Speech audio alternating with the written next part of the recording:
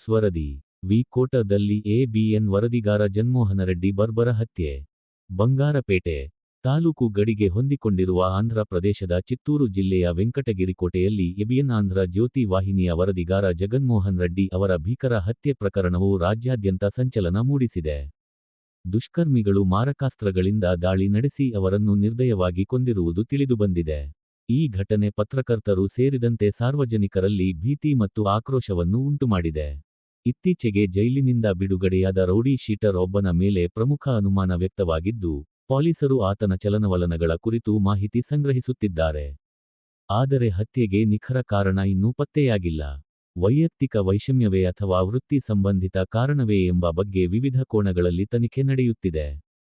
ಈ ಘಟನೆಯ ಕುರಿತು ತೆಲುಗು ದೇಶಂ ಪಕ್ಷದ ರಾಜ್ಯಾಧ್ಯಕ್ಷ ಪಲ್ಲಾ ಶ್ರೀನಿವಾಸರಾವ್ ತೀವ್ರ ಖಂಡನೆ ವ್ಯಕ್ತಪಡಿಸಿದ್ದು, ಪ್ರಜಾಸತ್ತಾತ್ಮಕ ವ್ಯವಸ್ಥೆಯಲ್ಲಿ ಮಾಧ್ಯಮ ಪ್ರತಿನಿಧಿಗಳ ಮೇಲೆ ದಾಳಿ ಅಸಹ್ಯಕರವೆಂದು ಹೇಳಿದ್ದಾರೆ. ಆರೋಪಿಗಳನ್ನು ಶೀಘ್ರ ಬಂಧಿಸಿ ಕಠಿಣ ಶಿಕ್ಷೆ ನೀಡಬೇಕೆಂದು ಸರ್ಕಾರವನ್ನು ಒತ್ತಾಯಿಸಿದ್ದಾರೆ.